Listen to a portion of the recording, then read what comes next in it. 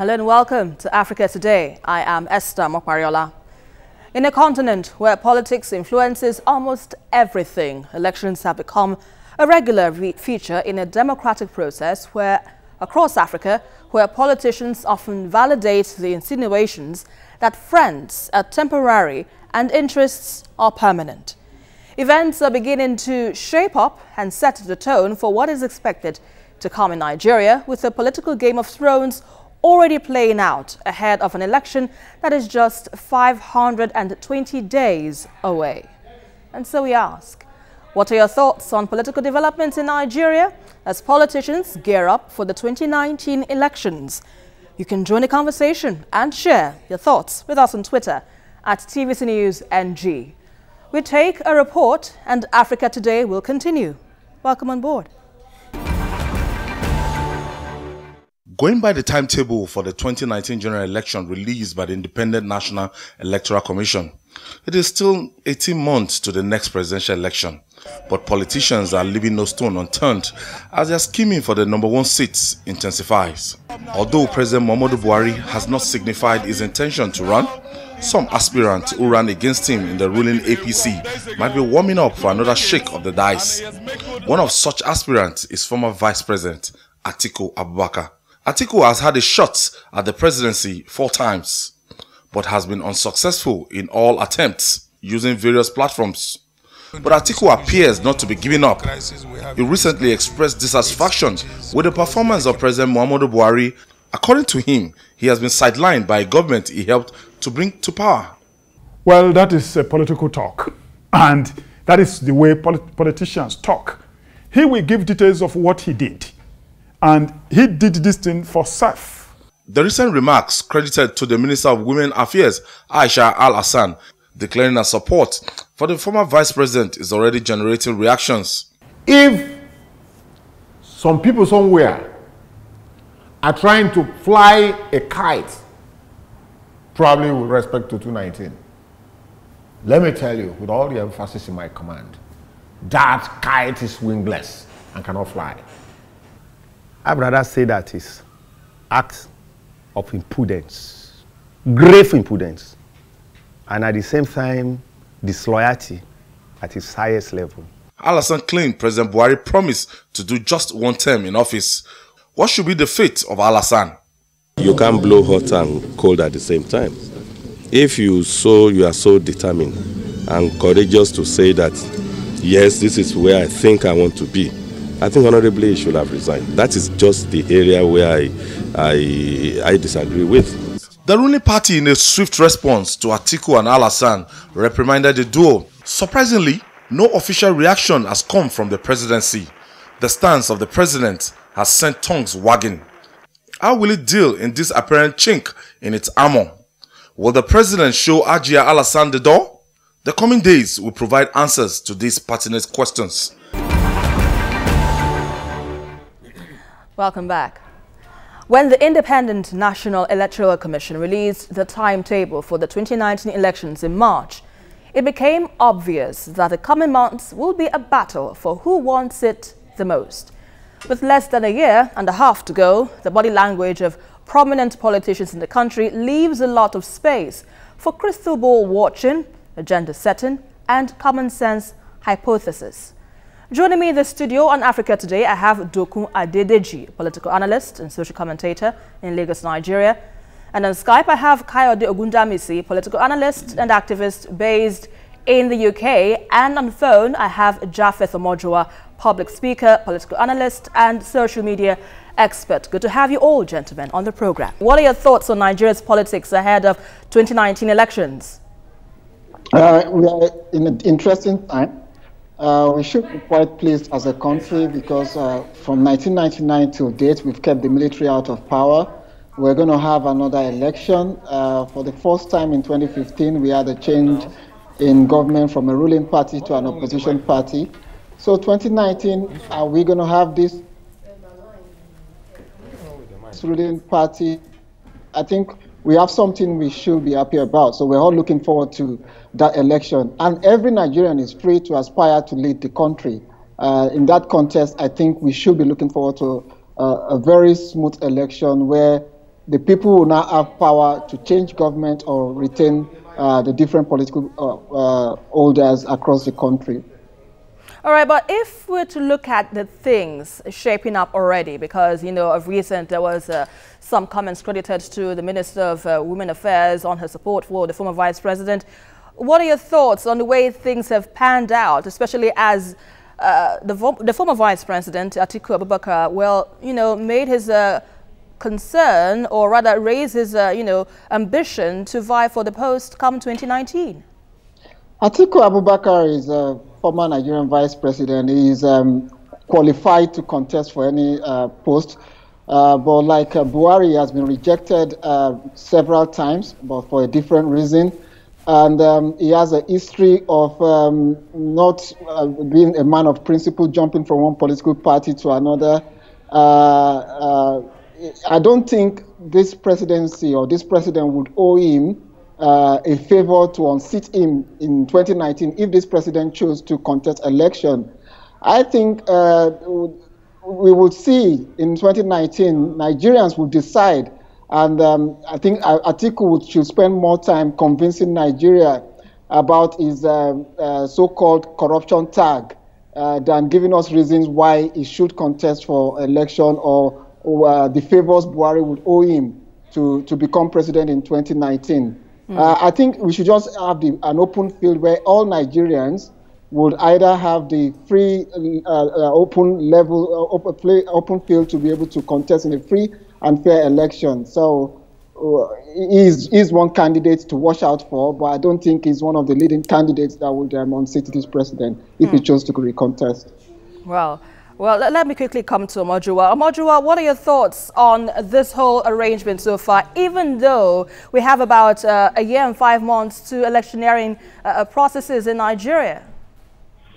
I mean, I think if there's anyone that most Nigerians can always bank on running for president every election cycle, with all due respect to him, this is not to disparage him or anything, but I think everyone always assumes, at this point, it's not even an assumption. You can take it to the bank that former Vice President Atiku Abubakar would be running.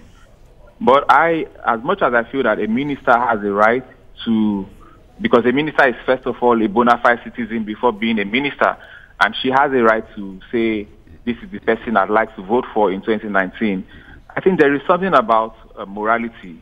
There is a moral side of it, which is that you have a boss, and if your boss has not really made it clear to you that is not interested in running in 2019, I think the least she could do is keep the opinion of who she's going to vote for to herself if she's not going to support or vote for her boss.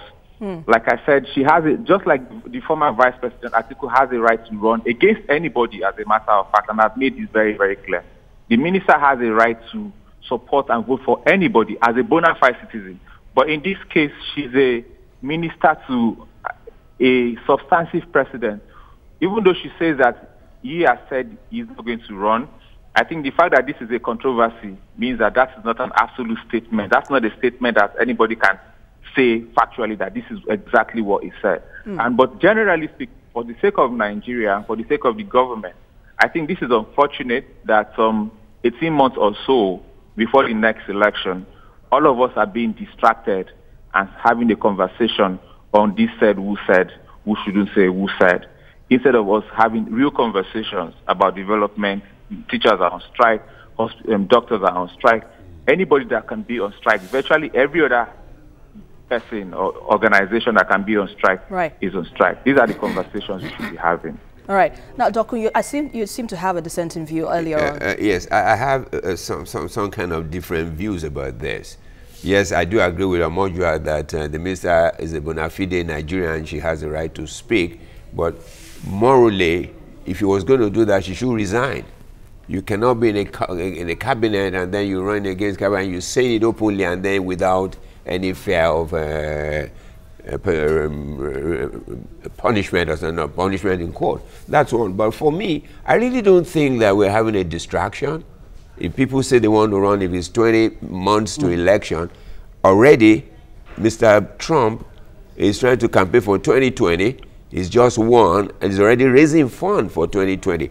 In a politically mature environment, you can begin to talk anything you like. Eventually, the electorate makes a decision as to what you get. So for me, it's not really a distraction. The only thing that bothers me in this country is a lack of political understanding of our people, a lack of maturity, and a lack of rigor in our thinking. Look, yes, I voted Buhari. I will always vote Buhari. I mean, let me be very clear about that. The thing is, we have a situation in this country where people do not understand that the nation sits above the self or the party. And that's why you see people gather themselves, they're talking about restructuring, and then they're causing all kind of discordant notes to come. Please hold your thoughts for now. We need to go on a quick break. You're watching Africa Today, and we've been looking at developments in Nigeria as politicians gear up for the 2019 elections.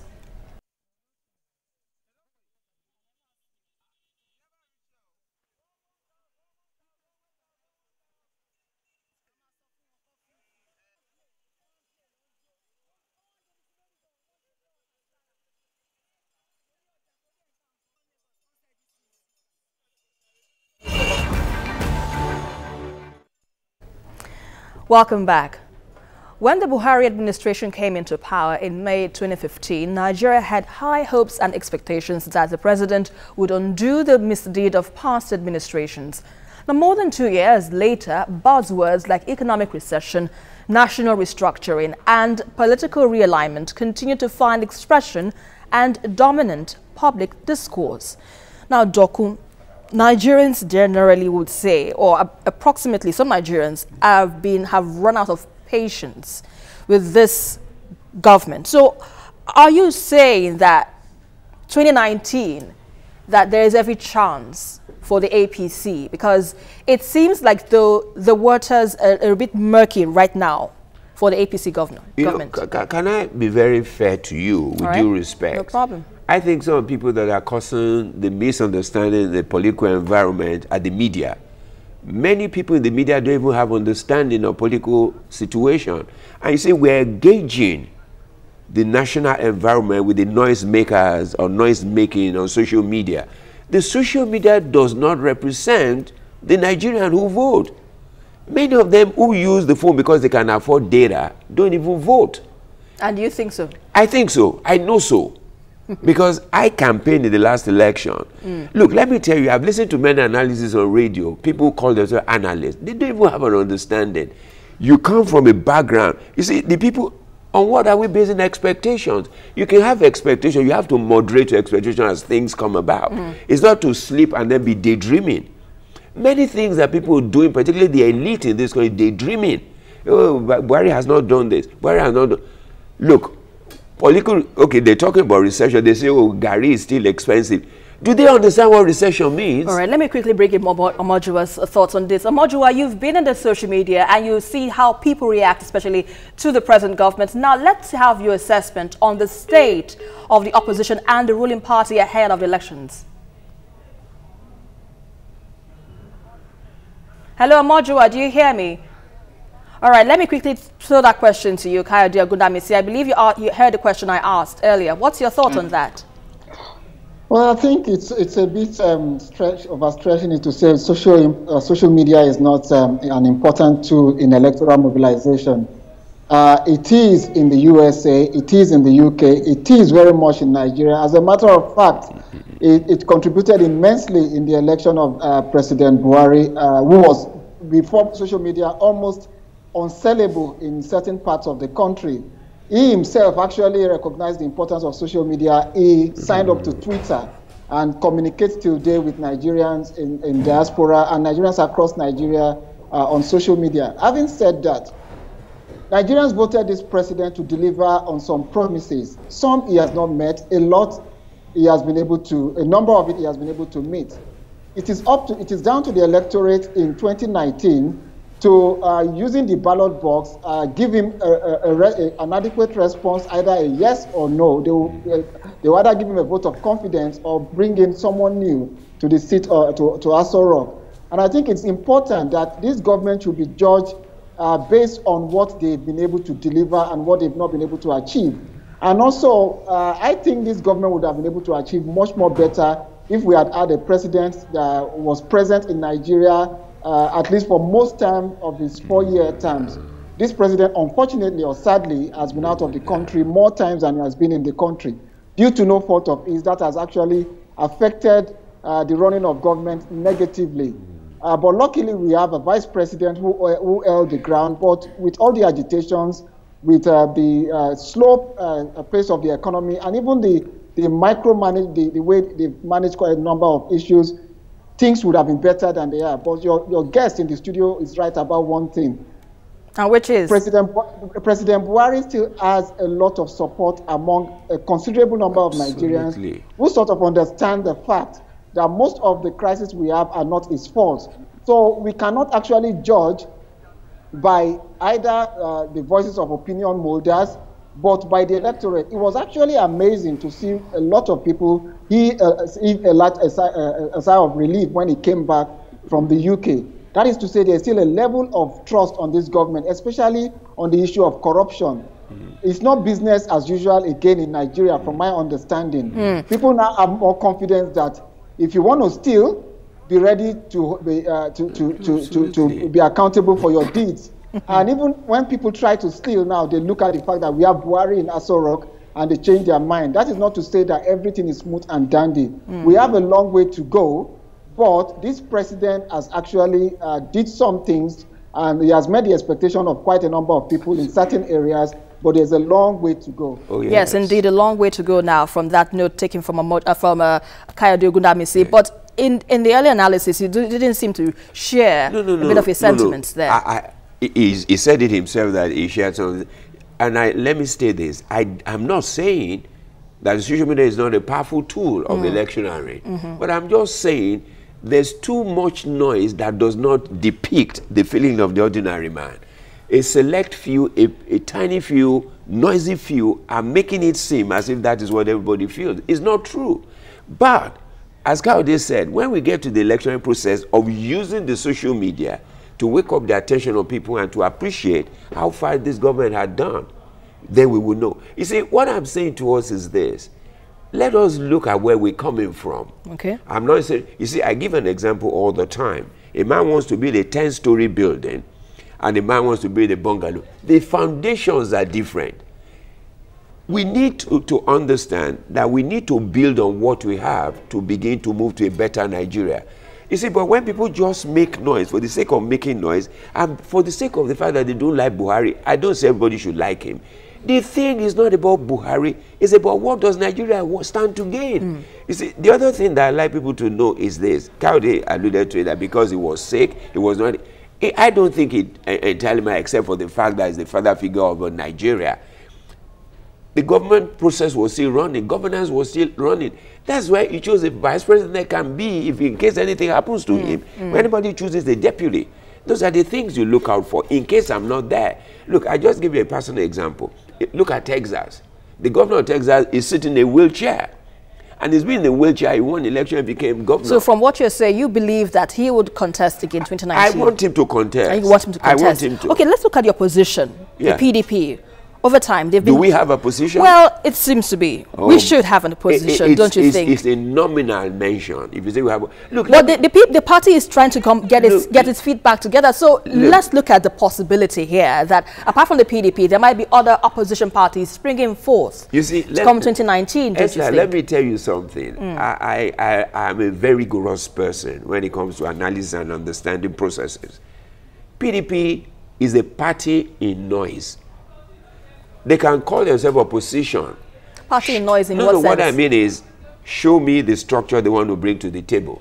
They were here for 16 years. True. We were in a abysmal state of whatever you can think. And they want in 2 years that to dissipate, and then they come back and start telling us stories again. They better tell that to the Marines. There is no way PDP can win 2019. You think so? I can bet my last dollar. What are your thoughts on that? Well, I think that if we're going to be very frank with ourselves, I don't think the PDP is any different from the APC. What we have as a APC is actually a coalition, I usually say, of the good, the bad, and the ugly.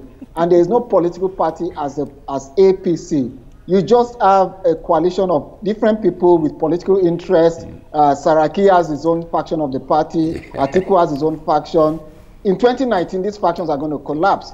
But Buhari as an individual, if there's an independent, if we have a provision of independent candidacy, it is likely Buhari will win as an independent candidate.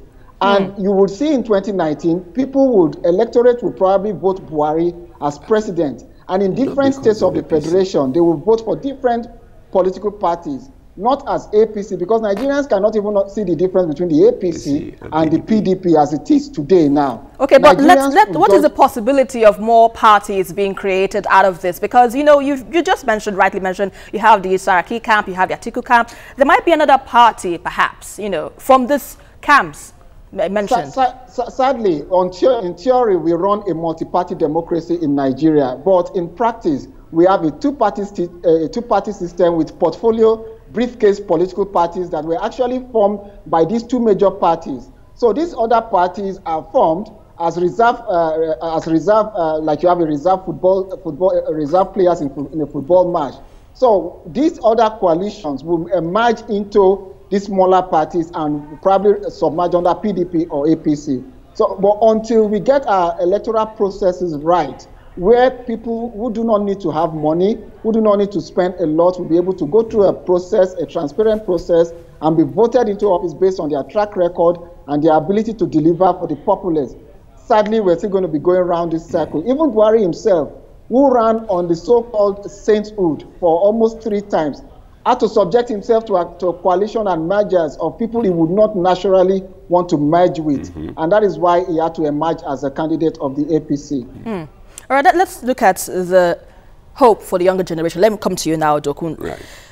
Recently, the Senate, you know, passed a bill, you know, to allow the young ones to run because of the not too young to run bill that has been, you know, in media for some time now. 2019, what is the hope for the younger generation? Do you think, perhaps, you know, we might have a 40-year-old president, perhaps? Look, for me, I don't think that will happen. Why? You see, there's something that bothers me about Nigeria. You see, in corporate government, we call it bohica. Bend over, here it comes again. We have all kinds of funny contraptions that we say. Because Macron has become president in France, everybody is saying, are there no young people in today's Senate? Do we not have young people in governance in the states? Are they not in the state? I said, what have they done?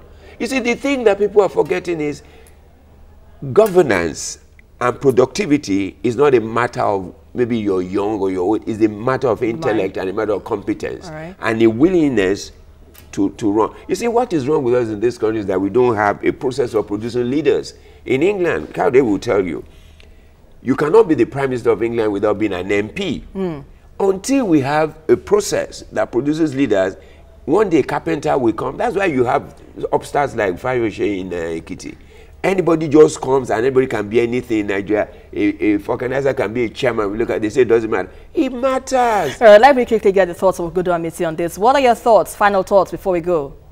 I think we need to democratize the process into the grassroots. I think the structure of the country is built in such a way that the way we are, the electoral process might not be transparent enough. And that alludes to the agitations in most of the regions. If you decentralize power, if you make the center unattractive to politicians, and you return power to the to have a loose federation, I think elections and democratic process will be closer to the people. And people will be able to elect people within their local area that they know, they can trust, and they will deliver on electoral promises. All right, let's wrap it for now. Thanks a lot to Kayode Ogudamisi, political analyst and activist based in the UK. Thanks a lot. And as well, Dokun Adedeji, a political analyst and social commentator here with us in the studio. And Japheth Omojua, public speaker, political analyst and social media expert. We appreciate you all for your analysis on the show.